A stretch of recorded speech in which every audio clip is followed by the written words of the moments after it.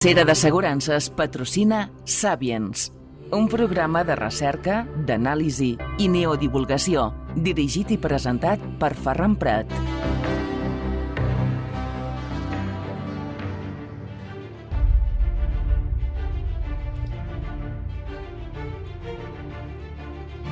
Saludos y bienvenidos a Sapiens. Les habla su amigo Ferran Prat.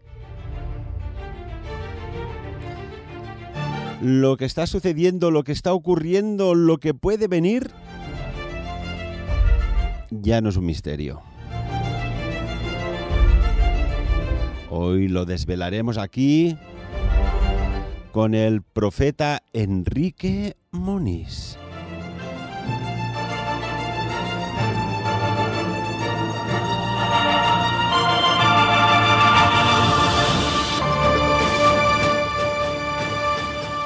Y que lo saludamos inmediatamente. Muy buenos días, Enrique. Buenos días, Ferran. Eso de profeta me viene un poco grande, pero bueno, está bien. Todos somos profetas. Todos somos profetas, todos somos profanos a la vez. Sí, simultáneamente, además, que eso es lo gracioso. Pero mira, yo te voy a contar una cosa, Enrique. Dime. Enrique, que es colaborador de Sapiens, es analista, profeta, ha sido ponente del Congreso y aparte pues es un hombre que divulga el conocimiento y el despertar.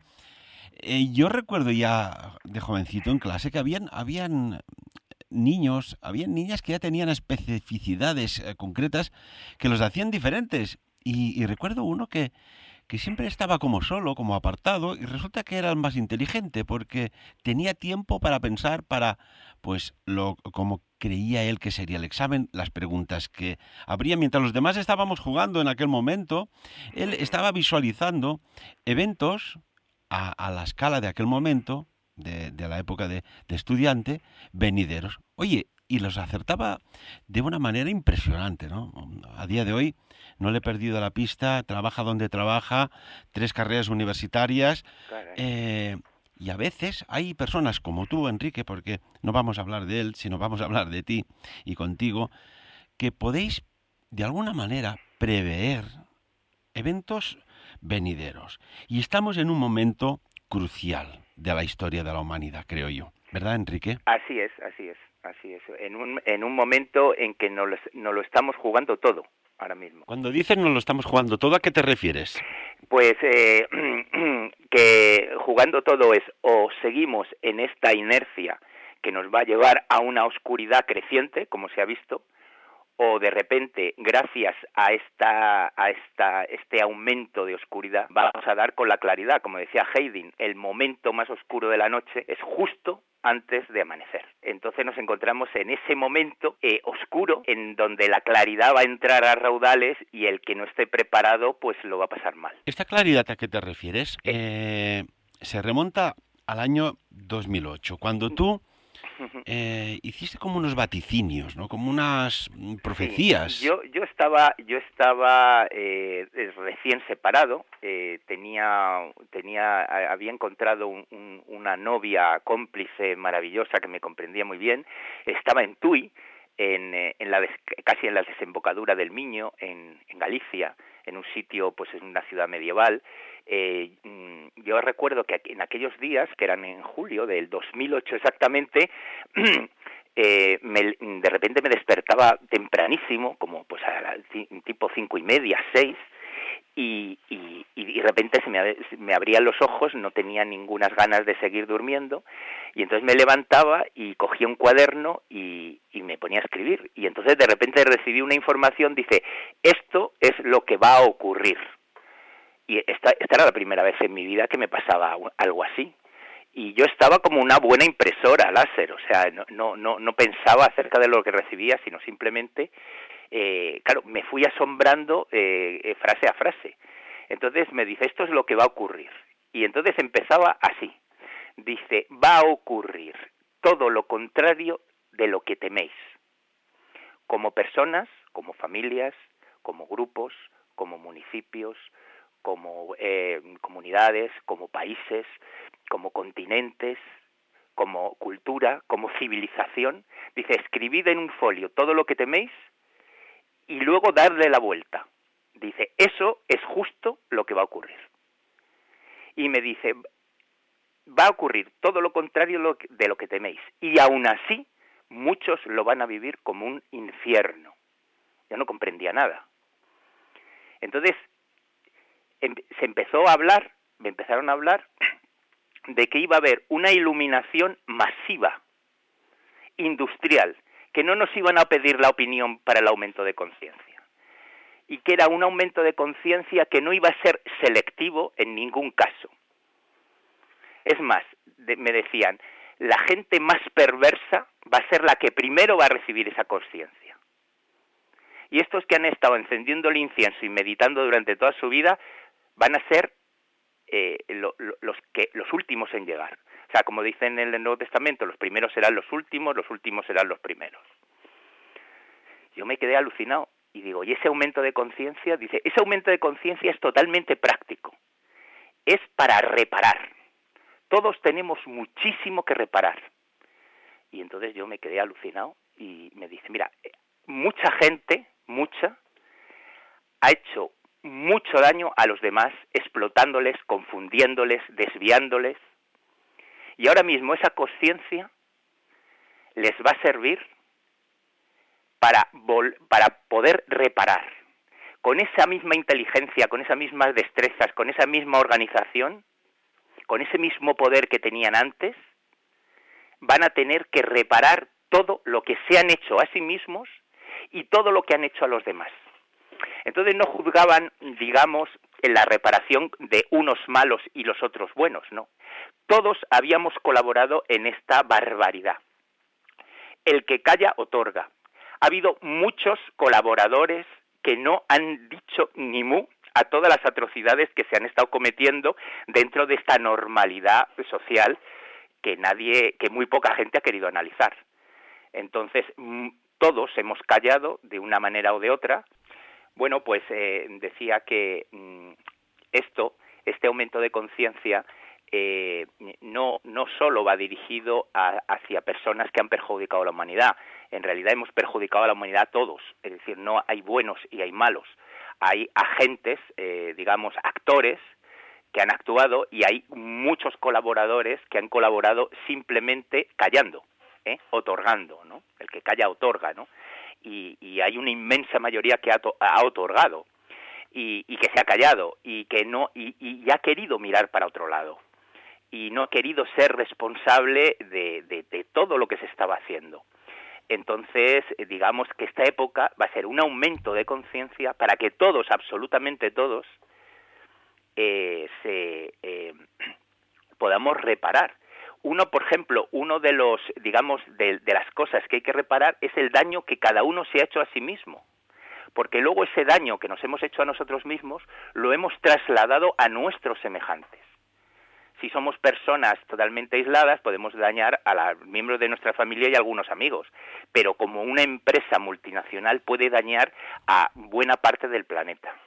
Entonces, este aumento de conciencia viene para meterse en una reparación profunda, extensiva, y esas leyes y esos juicios iban a desaparecer. Nadie iba a obligar a nadie a reparar nada, ni siquiera por ley. Es decir, iban a acabar los juicios y iba a ser la conciencia elevadísima o amplificada de cada uno la que iba a dirigir todo el proceso de reparación.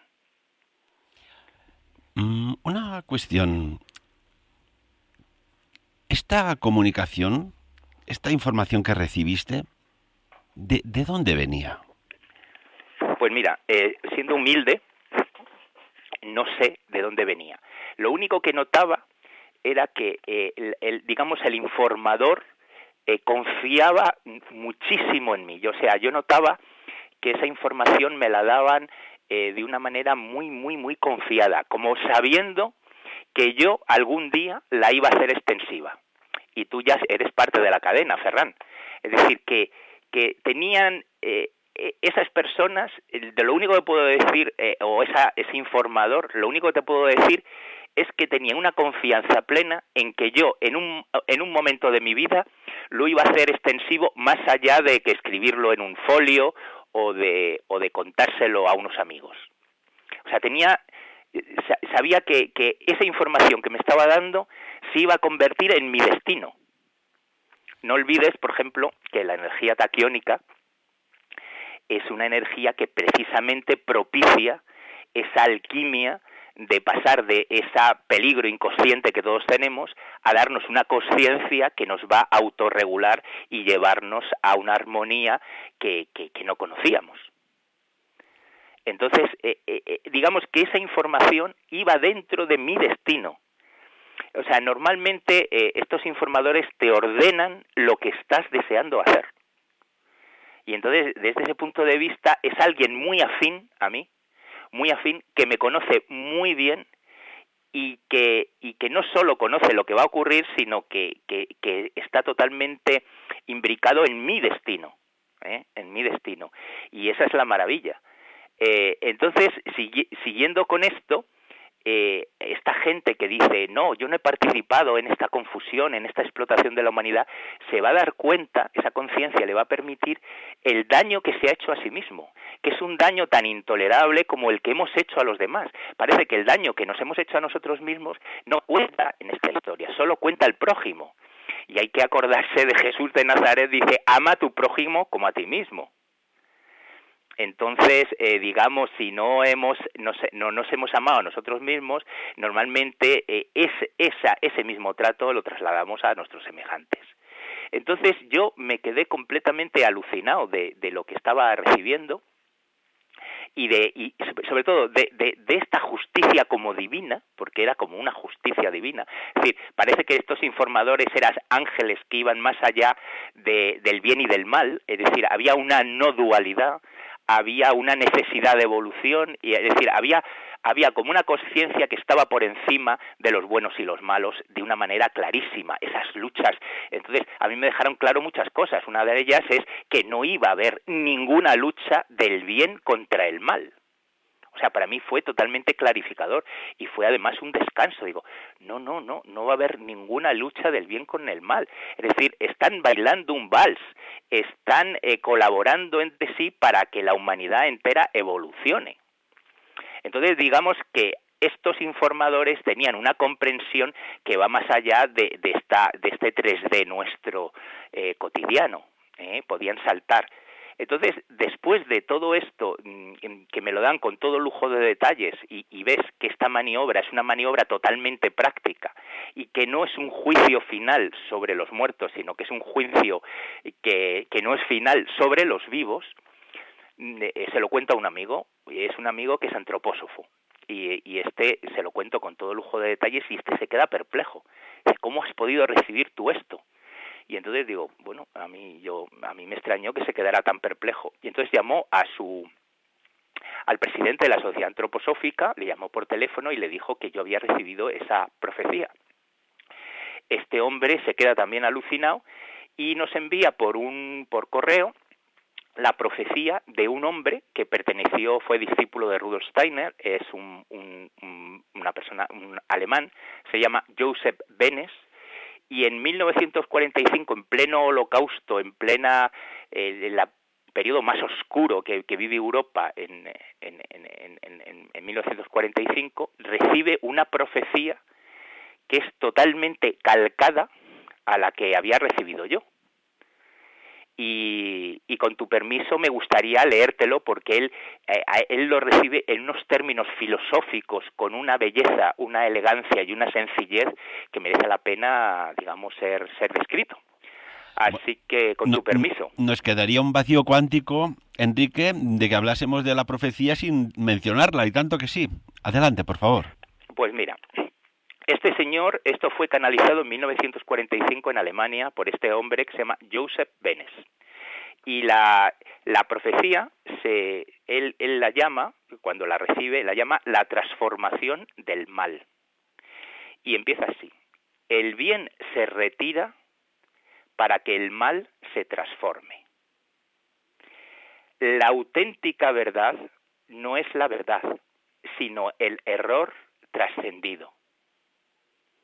La verdadera realidad no es la realidad, sino la ilusión despejada. La auténtica pureza no es la pureza primigenia, sino la impureza depurada. Y lo verdaderamente bueno no es el bien original, sino el mal superado.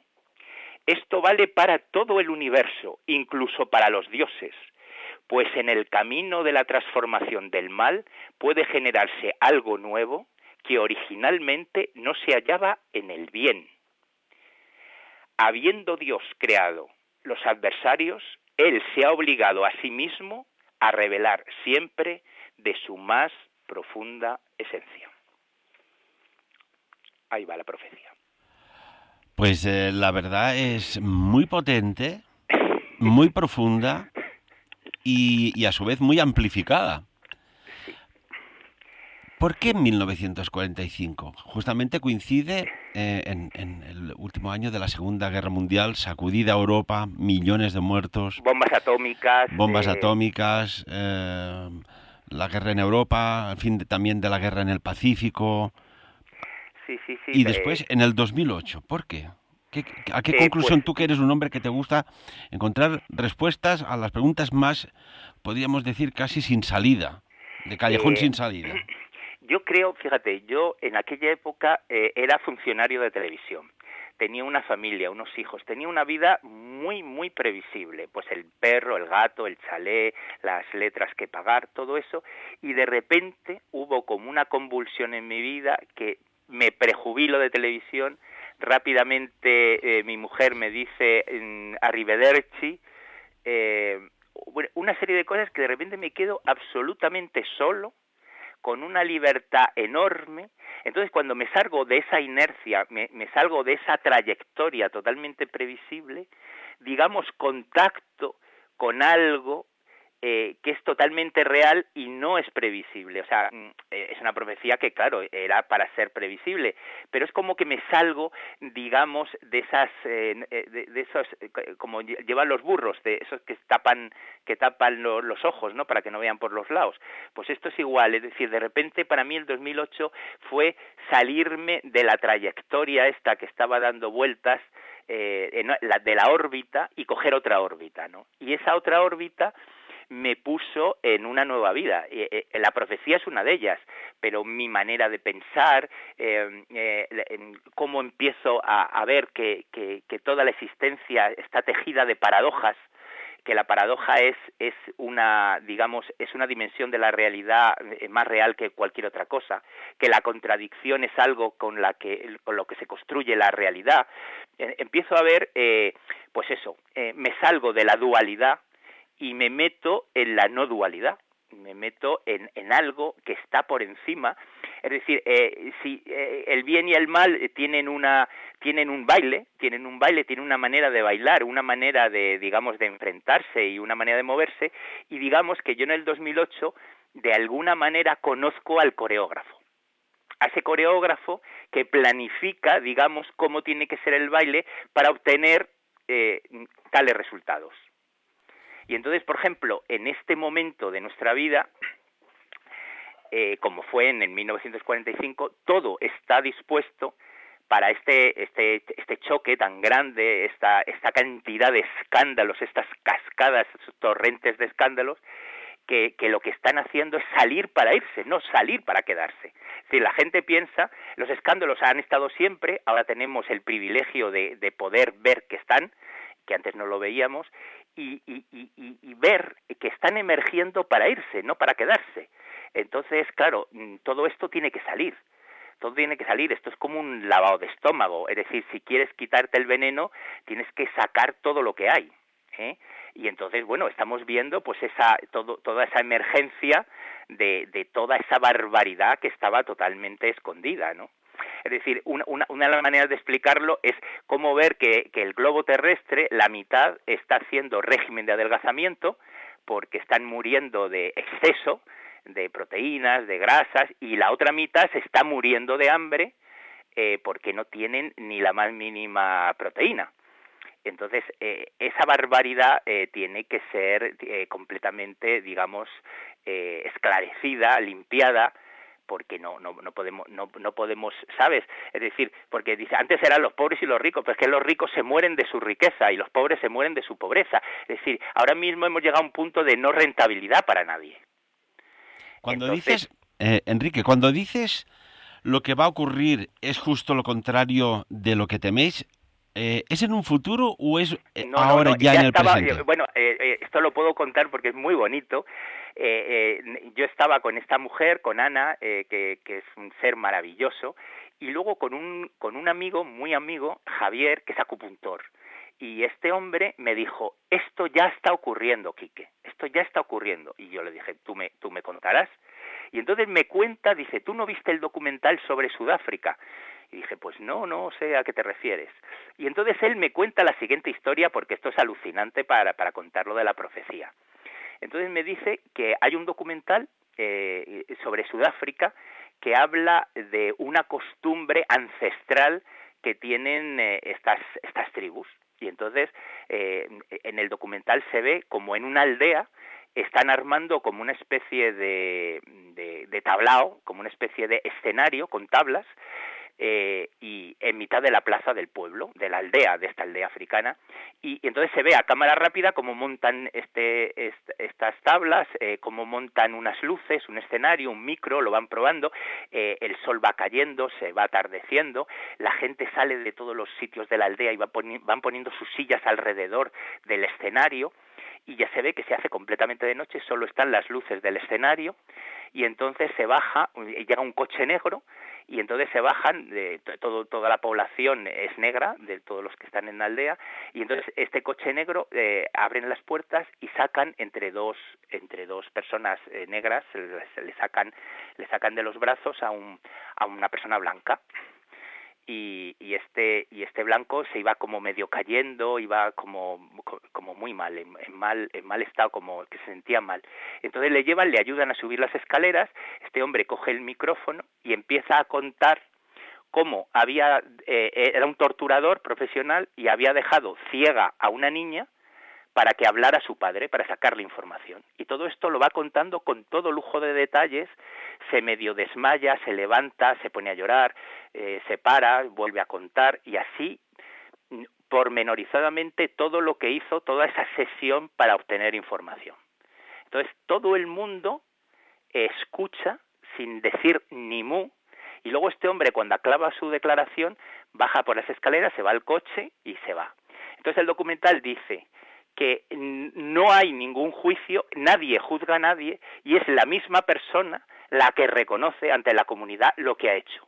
Y ahí viene el perdón, no tiene que hacer absolutamente nada más. Y que ese tipo de justicia, ese no juicio, que es un juicio totalmente personal, es, digamos, la justicia más ancestral que se encuentra en el planeta. Entonces, digamos que esta transformación del mal sería retomar, curiosamente, ese origen, esa verdad primordial de que no tenemos derecho a ser juzgados, pero sí tenemos derecho a poder evaluar nuestra conducta para poder, transformarla, ¿no? Aquí, ¿a qué punto, Enrique, crees tú que, porque para que suceda todo esto, a ti personalmente, al entorno, al planeta, tiene que haber una alteración, porque si no todo seguiría igual? Hay una alteración, Ferran. Lo que pasa es que no lo vas a ver en el telediario de las 3. Ahora, cuando pinches la televisión, no vas a ver en el telediario de las 3, todo esto que te estoy contando va a ser lo último de lo que te vas a enterar. Está ocurriendo y lo están camuflando. Es decir, toda esta información tan brutal que estamos recibiendo de unos y de otros son de los hijos de estas personas. Son de las familias de estas personas, son de los empleados de más confianza de estas personas que ya no quieren seguir con esa inercia de la perversidad, de la ignorancia, de la amenaza. No quieren seguir. Entonces, ahora mismo hay muchísimos arrepentidos en todas estas entidades. Hay mucha gente que está, debido al aumento de conciencia, es decir, este aumento de conciencia planetario que ya ahora mismo es indiscutible e irreversible, no va a permitir el no querer saber, el no querer mirar y el no querer reparar. Es decir, ahora mismo estamos viviendo estamos en el corazón de la profecía. No va a ocurrir en el 2022. Lleva ocurriendo desde el 2008. Es decir, que a mí me dieron una profecía que era un gerundio, no era algo que iba a ocurrir. Por eso Javier le faltó tiempo para decirme, ya está ocurriendo. Lo que pasa es que todo lo que está ocurriendo está siendo habilísimamente censurado para que la gente no vea el milagro, porque si la gente ve el milagro, deja de temer y se pone a reparar su vida, en vez de tener miedo a lo que le van a hacer. No sé si me estoy explicando. Y tanto que sí, perfectamente, Enrique. Me haces pensar en un proyecto secreto de nombre Woodpecker, el pájaro carpintero. Es que no sé si tiene alguna correlación o no. Pájaro carpintero es un ingenio, un dispositivo tecnológico basado en tecnología Tesla, de Nikola Tesla, curiosamente, que emite ciertas señales psicoactivas, ¿no? Sí. Curiosamente, está patentado, y podemos decir la patente US 650614882, ¿no?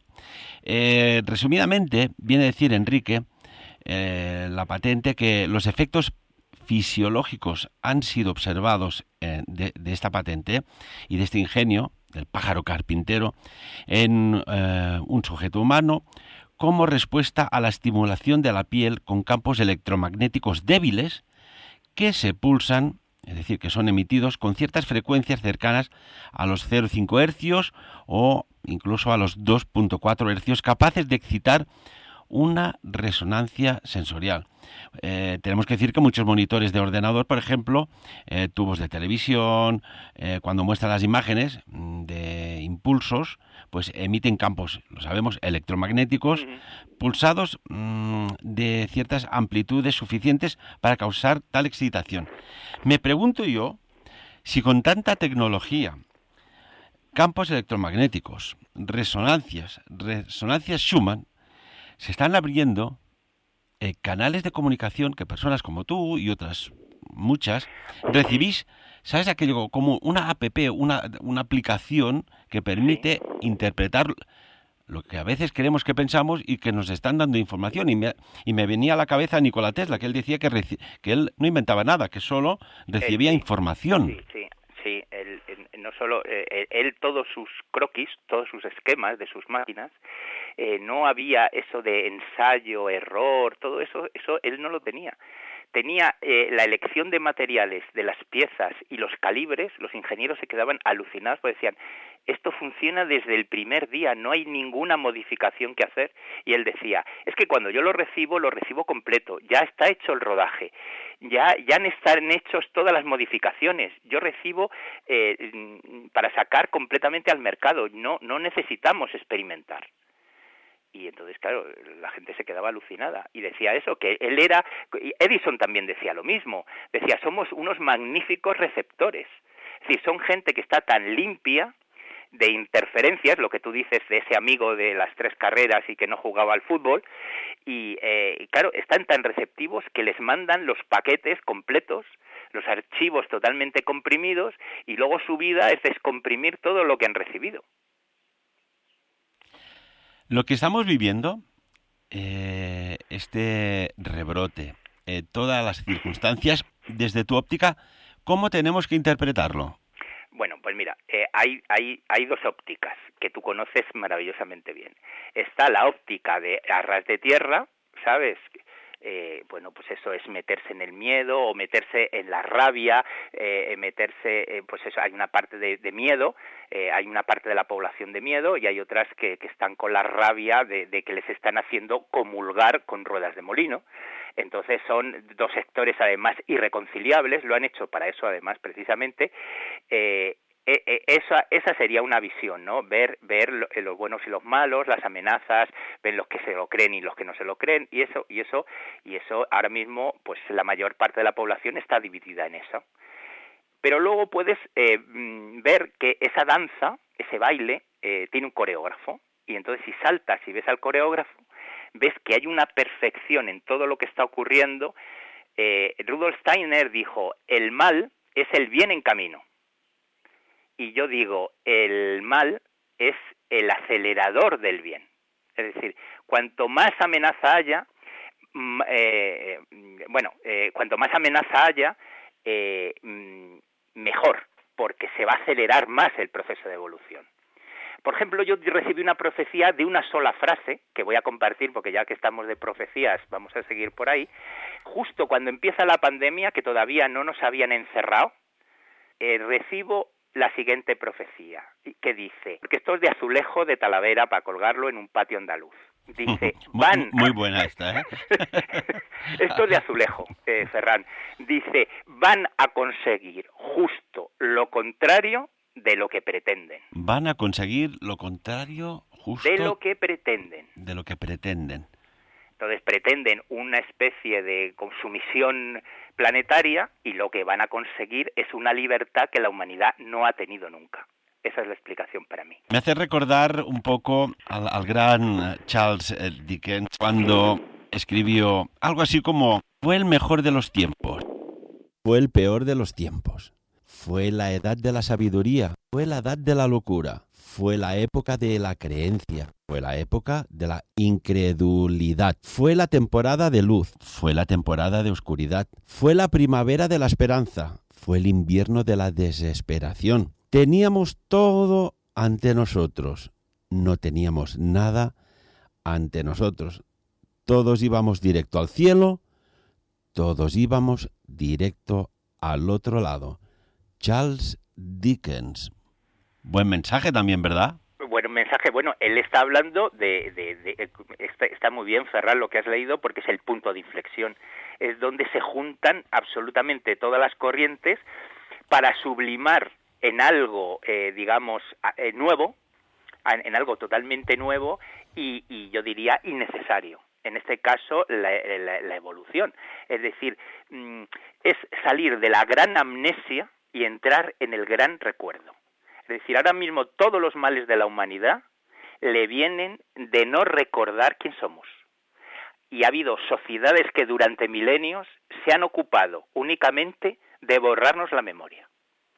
Y ahora mismo, gracias a esta catástrofe tan bien dirigida, tan estratégica, tan táctica, tan pretendidamente eficaz, van a conseguir exactamente lo contrario, que empecemos a recordar a chorros, a recordar a raudales, a recordar como no hemos recordado nunca. Entonces voy a dar un dato, que esto es maravilloso, que esto viene de una serie de personas tipo Brian Weiss, que tú le conoces, que empezaron a hacer regresiones a otras personas al futuro. ¡Qué maravilla, sí, tanto! Y entonces, bueno, pues digamos, se hizo como una especie de estadística y se vio que dentro de unos años, estoy hablando pues eso de 20, 50 años, no iba a haber toda esa cantidad de tecnología, todo lo contrario. Es decir, el ser humano iba a ser capaz de utilizar una telepatía a un nivel que ningún smartphone te lo va a poder dar. Y sin que se te acabe la batería, sin que se te acabe la cobertura, ¿sabes? Y utilizando ya no la imagen, sino unas claves simbólicas que van directamente a tu alma. Bueno, de hecho, cuando surgen todas las lenguas y nos remitimos a la Torre de Babel, sí, estaba claro que había un sistema de comunicación telepático. Sí, alguien quiso quizás hackear el proceso de comunicación telepático de aquellos que se llamaban dioses, que no eran más que seres venidos de otros mundos con muchos años o milenios en tecnología, en desarrollo, en sabiduría, y entonces los enfadaron. Esto está escrito en varios lugares, hay un programa por ahí que hicimos al respecto, y entonces cuando intentaron usurpar la forma de comunicarse de esos dioses, les cortaron la forma de comunicación a los usurpadores, y de ahí surge el mito, la historia, la leyenda de la Torre de Babel, que pasas de una comunicación telepática a un que no sabes ni vocalizar, como quien dice. Efectivamente, pero es que en vez de remontarte a Babel, remóntate, hay una historia de Aldous Huxley maravillosa, que es en los años 20 o 30, en Sudamérica. Él estaba estudiando antropología, estaba estudiando tribus. Bueno, hay que decir que Aldous Huxley es el pensador, escritor, filósofo el que escribe Un mundo feliz, o el que escribe La isla. Es un profeta cultural, es un profeta tecnológico, es una maravilla de hombre. Bueno, pues este hombre le habían contado que había unas culturas que tenían otro tipo de comunicación increíble, ¿no? Y se fue a estudiar, ¿no? Y él se puso a vivir para poder hacer un estudio de campo veraz y profundo. Se fue a vivir con una familia en Sudamérica. Y entonces vio que este hombre, el padre de familia, se iba, un día a la semana, iba a un mercado que estaba en otro pueblo, bastante lejos, se iba con 2 mulillas y se iba a comprar todo lo que necesitaban para los próximos 15 días o así, ¿no? Y entonces este hombre salió muy temprano por la mañana y se fue con sus 2 mulas, ¿no? Entonces la madre, la señora de la casa, le dijo a Huxley, muy enfadada, que se le había olvidado decirle a su marido que comprara clavos para reparar una valla que tenían, que el viento la había vencido y que necesitaban clavarla de nuevo y necesitaban clavos y tal. Y entonces Huxley se quedó así mirando como diciendo, pues claro, como no tienen de nada, pues toda esta mujer se estaba lamentando continuamente de que no le había dicho a su marido que necesitaba clavos. Y entonces Huxley vio como esta mujer, muy enfadada, se puso debajo de un árbol, se puso como de rodillas y empezó a tocar con la cabeza en el suelo como si fuera un rezo islámico, una cosa así, haciendo como una especie de ritmo, ¿no? Y entonces Huxley, muy alucinado, le dijo a la señora, ¿qué está usted haciendo? Dice, ¿qué voy a hacer? Decirle a mi marido que compre los clavos. Dice, claro, fíjese yo aquí tirada por los suelos, como ustedes tienen teléfono, pero fíjese ustedes, nuestra sociedad tiene que tirarse al suelo para contar las cosas. En cambio, ustedes sentados pueden decírselo todo. Gran verdad certera. Imagínate Vaya. cómo se quedó Huxley, ¿no? Todos hacían eso, todos. Y entonces, pero lo hacían como dices tú, ¿no? Es decir, es un atraso, ¿no? Lo de la telepatía es un atraso, claro, teniendo teléfono, ¿qué hace la telepatía, ¿no? Para que veas que todas estas tribus primitivas conservan todavía la telepatía por una necesidad de no tener esas telecomunicaciones tan maravillosas que tenemos nosotros. Además, esto practicándolo con buenos instructores, con buenos coach, de verdad, esto se puede conseguir. ¿Cuántas veces has tenido, y las personas que nos escuchan habrán tenido aquello que llaman una corazonada, como una llamada a un familiar que estaba grave o algo y realmente estaba sucediendo? O incluso dices, mira, tengo que llamar, pero aparte te lo pones ya directamente en el subconsciente y en el supraconsciente. Tengo que llamar tal que hace tiempo que no sé nada. Y llamas y resulta que justamente te iba a llamar o ya te estaba llamando. Está ahí esto. Es una maravilla. Bueno, voy a contar una anécdota que a mí me parece alucinante, porque además va a dar muchas pistas a los oyentes, muchísimas pistas. Esto viene en el libro de Marlo Morgan, Voces en el desierto, que ve cómo esa tribu, que la elige a ella para cruzar todo el desierto, y todo la novela es una iniciación totalmente real de lo que le ocurre a esta mujer, y entonces ve que todos se hablan por telepatía, pero no solo se hablan entre ellos, sino que hablan con animales, contactan con las arañas y les dicen el clima que hace, es decir, que hay una red tupidísima en donde la telepatía no solo va de persona a persona, sino persona, animal, planta, roca, fenómeno atmosférico, es decir, que la red es estupidísima, como en aquella película de Avatar, ¿no? Esa red de luz que todo lo va uniendo, ¿no? Y entonces, bueno, pues es alucinante, y ella le pregunta que si ella puede desarrollar la telepatía, tal justo como tú dices, ¿no? Y ella dice, vuestra civilización es muy difícil que dominen la telepatía. Entonces ella dice que por qué es difícil para nosotros dominar la telepatía. Y dice, la telepatía es muy difícil para las personas que se engañan a sí mismas. Crean sus propias interferencias, ¿no? Eso es, exactamente. Eso, justo lo que tú dices. Crean, al tener un mensaje, digamos, que por una parte hay una conciencia y por otra parte hay unas ganas de engañarse, eso produce una interferencia enorme a la hora de comunicarse con otros. Y una cosa, Enrique, por ejemplo, no hace muchos años, en el Foro Económico Mundial, Klaus Schwab hablaba de un gran reinicio. ¿Crees que nos estaba también dando, como tú, un mensaje para este presente de un gran reinicio? Pues sí. es un gran reinicio y para mí es desperezarse y recordar quién somos.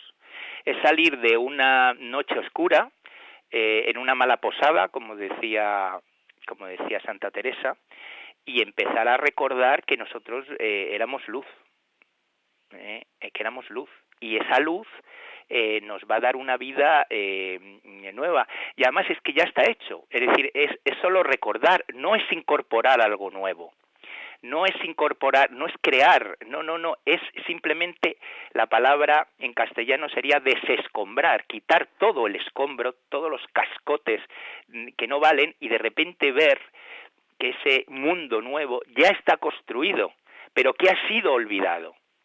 El mundo nuevo, real, es decir, el mundo, digamos, espiritual, el mundo del amor, es un mundo como el manantial, siempre nuevo, no es el mundo de ayer, es el mundo de ahora mismo.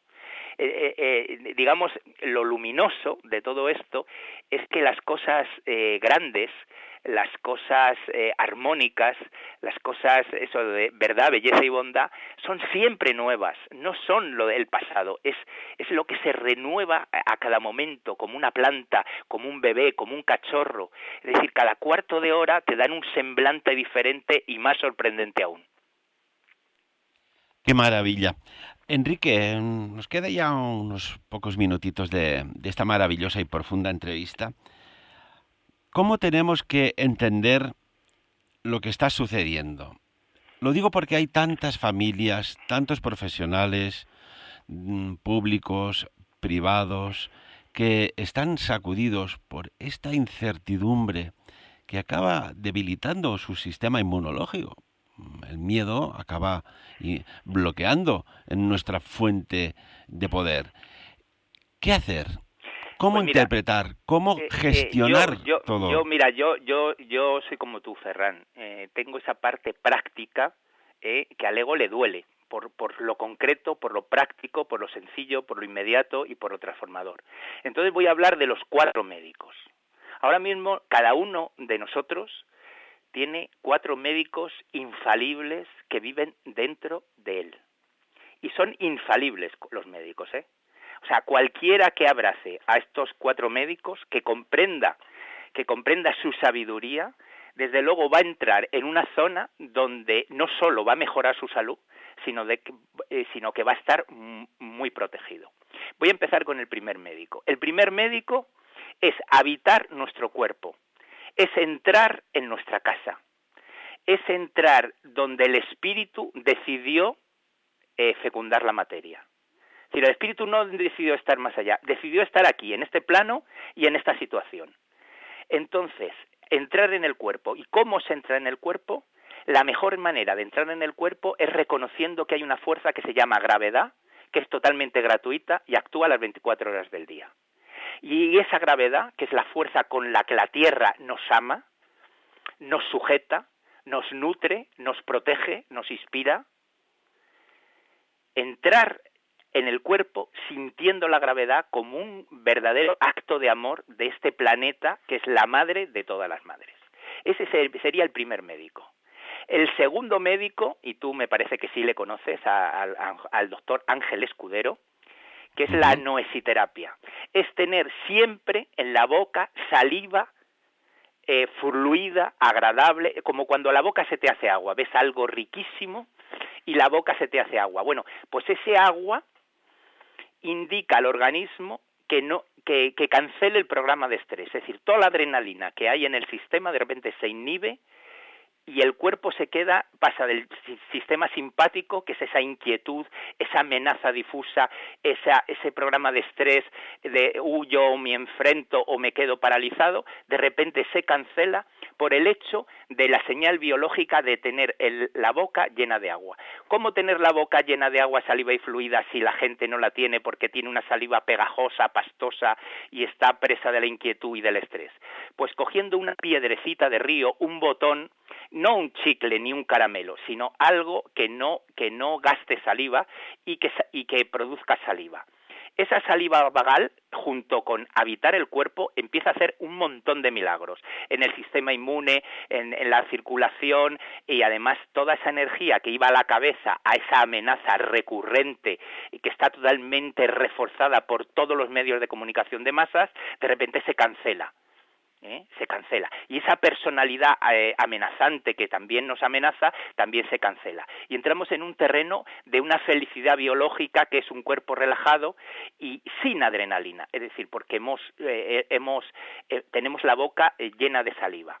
Luego, el tercer médico, igual de potente, que no se sumaría a los demás, se multiplicaría, sería dibujar una sonrisa en nuestros labios, que fuera una sonrisa leve por fuera y fuera una sonrisa profunda por dentro. Si nos atrevemos a sentir la sonrisa, ¿qué pasa en nuestro corazón cuando nuestros labios sonríen?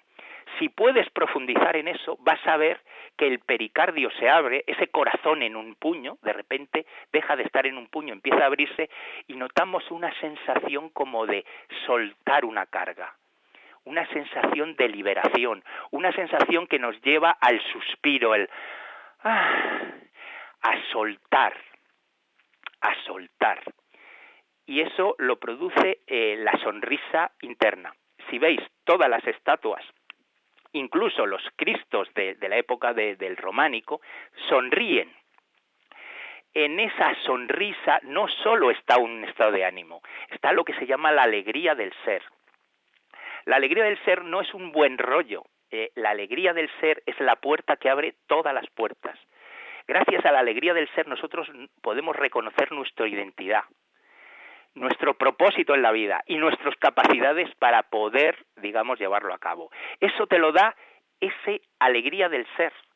Entonces, esa sonrisa debe acompañarnos el resto del día al margen de lo que pueda ocurrir a nuestro alrededor. Vamos a fijarnos en poner esa sonrisa, que al final lo vamos a dominar, y esa es una sonrisa no solo colocada, sino sentida. Una sonrisa sentida y sostenida por nuestra intención, por nuestra voluntad. Entonces, un cuerpo habitado con una saliva fluida, agradable, y una sonrisa van a producir milagros.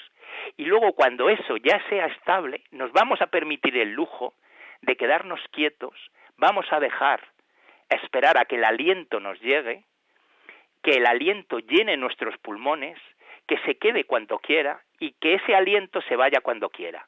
Es decir, vamos a asistir al momento sagrado de ser respirados por nuestra respiración.